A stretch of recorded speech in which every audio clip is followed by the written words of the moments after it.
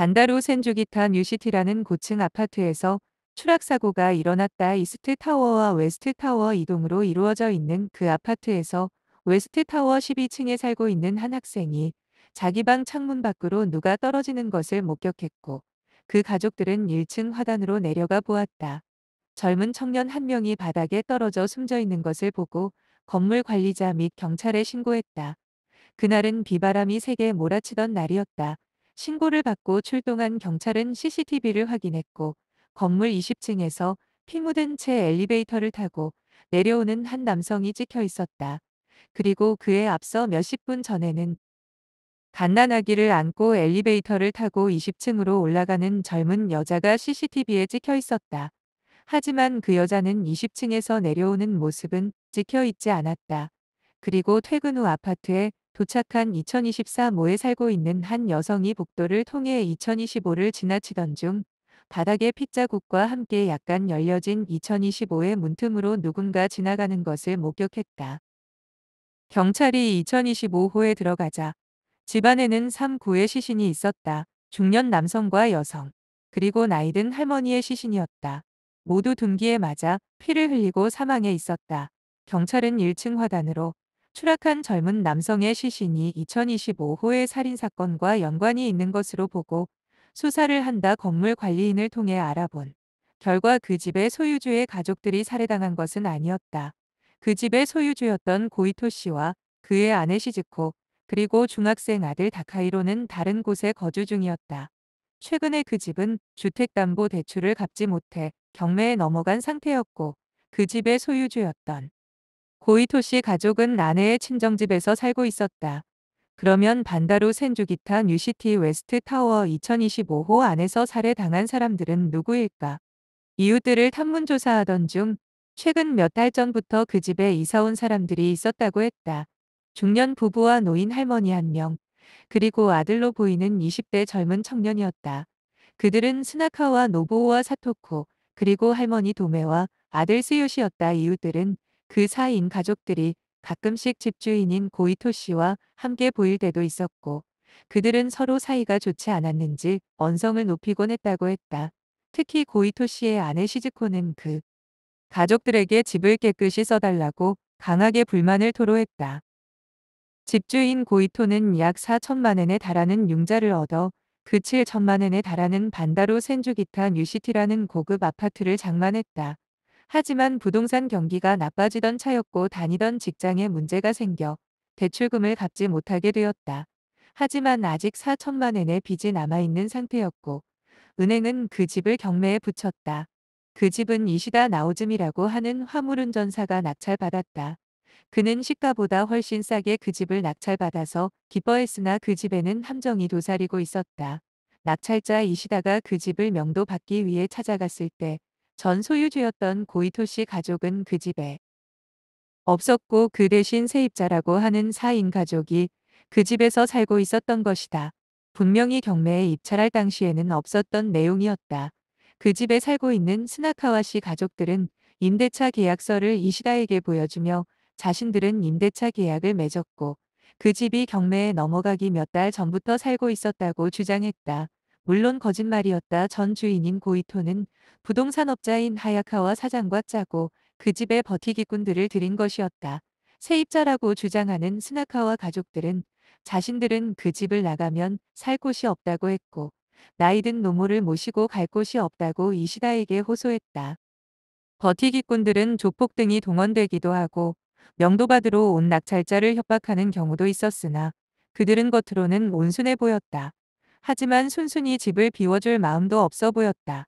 그리고 집을 비워줄 테니 돈을 달라면서 높은 이사 비용을 요구했다. 뉴스와 신문에 반다로 센주 기타 4인 가족 살해 사건이 보도되었고, 그 신문을 읽었던 어떤 여인은 깜짝 놀란다. 신문에 나온 사망자 4인 가족들의 이름이 자신의 가족 이름과 모두 똑같았기 때문이다.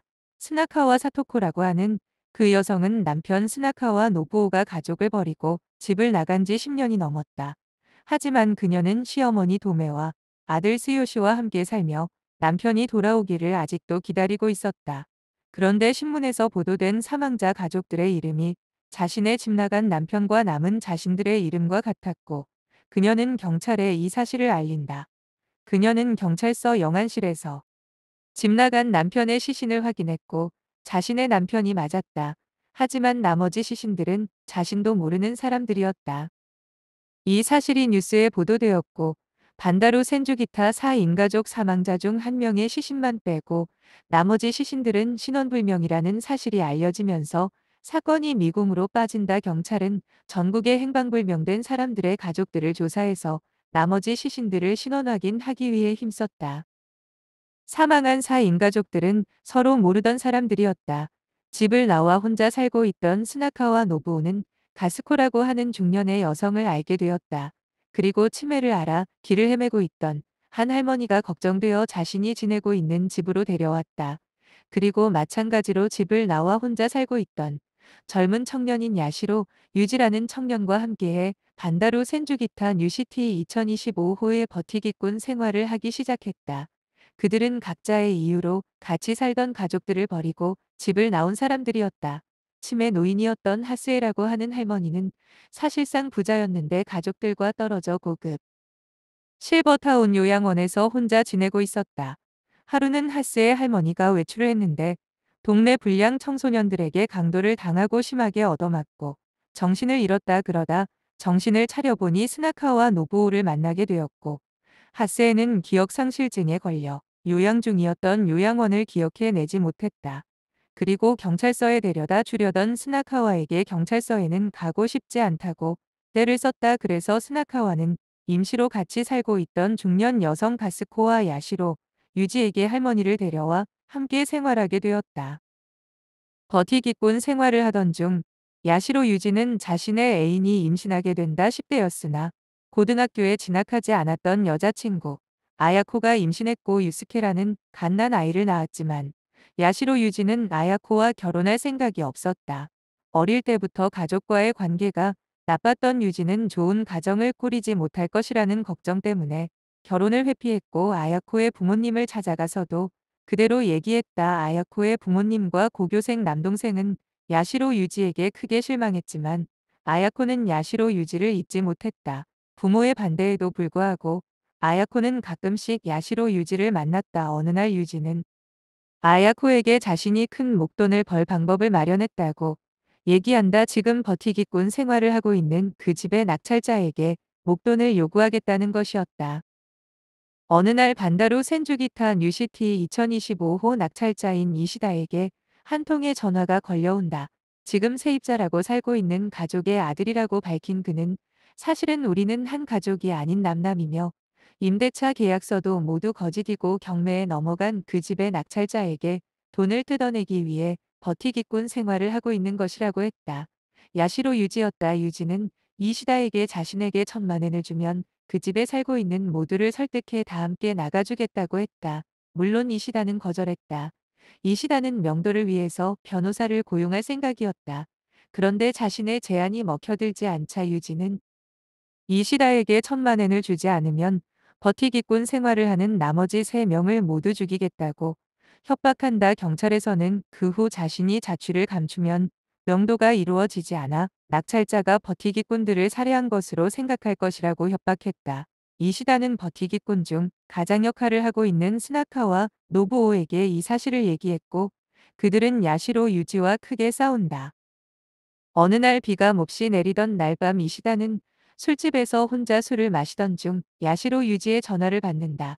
지금 자신의 계획을 실행할 예정이라고 유지는 말한다. 이시다는 유지가 나머지들을 살해하고 잠적하면 자신이 경찰에 의심받을 것을 걱정한 나머지 그것을 말리기 위해 반다루 센주기타 뉴시티를 찾아간다.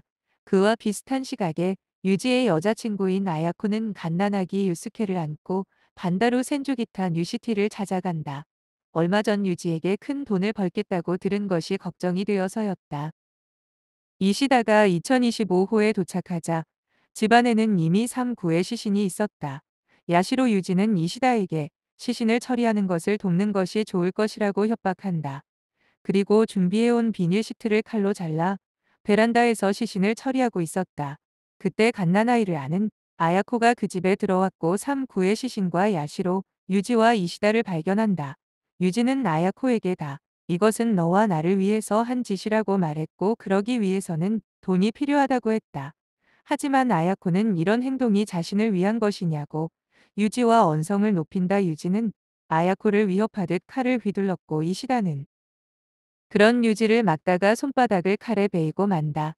손에 난 상처 때문에 잠시 이시다가 피한 사이에 베란다에서 엎치락 뒤치락 하던 중 유지를 아야코가 밀어서 밖으로 떨어뜨린다. 망연자실에 있는 아야코에게 이시다는 죽어있는 세 명은 자신이 한 짓이 아니며 자신은 유지에게 1,000만 원을 달라고 협박받았다고 말한다. 그리고 유지를 밀어서 떨어뜨린 아야코에게 경찰은 나를 의심할 것이니 어서 빨리 아기와 함께 현장을 떠나라고 말한다. 그 후 이시다는 엘리베이터를 타고 내려와 도망쳤고 아야코는 CCTV가 없는 계단을 통해 빠져나와 도망쳤다.